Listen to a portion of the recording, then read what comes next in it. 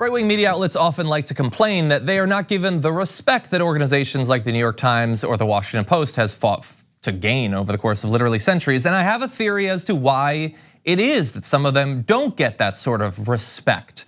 And to demonstrate my theory, let's take a look at an article that ran in the Washington Times.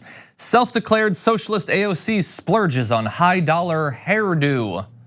Yes, this is their big exclusive about her hairdo. So, I'm gonna treat this with the respect it deserves and talk about Battlestar Galactica for a while. No, I'm kidding. I'm gonna delve into it. We're gonna take a look at their research. So, this is from their article. The New York Democrat ventured into Last Tangle Salon on 19th Street Northwest last month and shelled out $80 for a haircut and $180 for lowlights, according to sources familiar with the salon.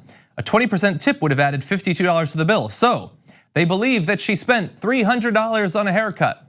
And so I have never had a woman's haircut. I have lived very few days of my life as a woman. And so I turned to literally the nearest woman and asked, they hadn't seen the article. I said, blank, how much did you spend on your last haircut? And she said, 300?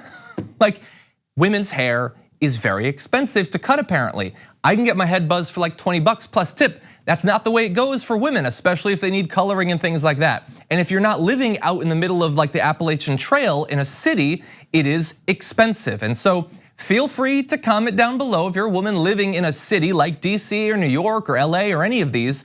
Have you spent less than $100, $200, $300 on your haircut? I'm sure many of you have probably spent more. But anyway, what's interesting about this is their big exclusive. This is gonna show that this self-described socialist wants everyone else to live like homeless people, I guess, but is spending money on her haircut. So you create a straw man of what she believes and then say that she's being inconsistent with it.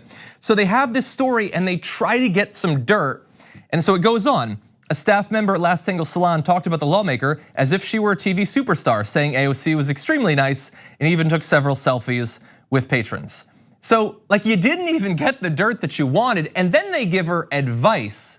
You spent $300 AOC. Did you know that Jeff Sessions, he gets his haircut at a place where it only costs $20. And you know what he gets for that $20? A haircut that looks like it didn't cost $20. And they say she should go there instead.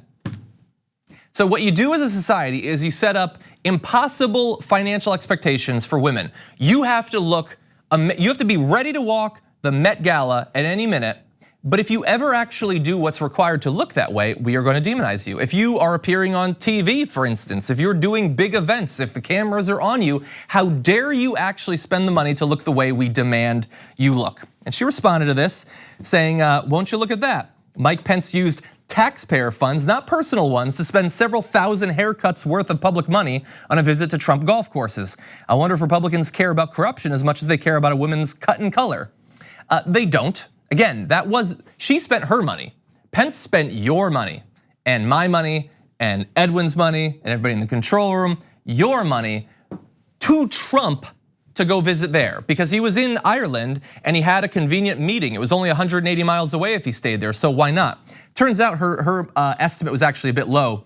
Pence's $600K limo bill does not even cover the full cost of the trip because it excludes the cost of Secret Service detail and lodging. But what's that, like an extra grand? I'm sure it was nothing. Here's the issue. Washington Times is a joke. It is a rag. It's a digital rag. The issue isn't with the Washington Times. It's when organizations that have at least a little bit more of a reputation pick up on stuff like this, and it's already happening. New York Post, AOC's $250 hair salon trip stirs controversy. No, it didn't stir controversy. It stirred condemnation of a BS organization spreading misogynistic attacks against an elected woman of color. That's what it was doing. You're trying to make it seem like a controversy because you want the clicks too. And so I read their article. It is almost exactly the same. Each point is just said in different words, but it reads exactly the same.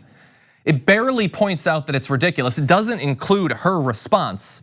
But this is what they're doing to attack AOC, to try to discredit her, because they believe that if you are a socialist or a democratic socialist, then even though you never claim it, what you actually want for society is for everyone to walk around with like a barrel strapped over their shoulders and all their belongings in a stick and bindle. Nobody's actually saying that, but that's the fake version of socialism that they find it much more convenient to run against.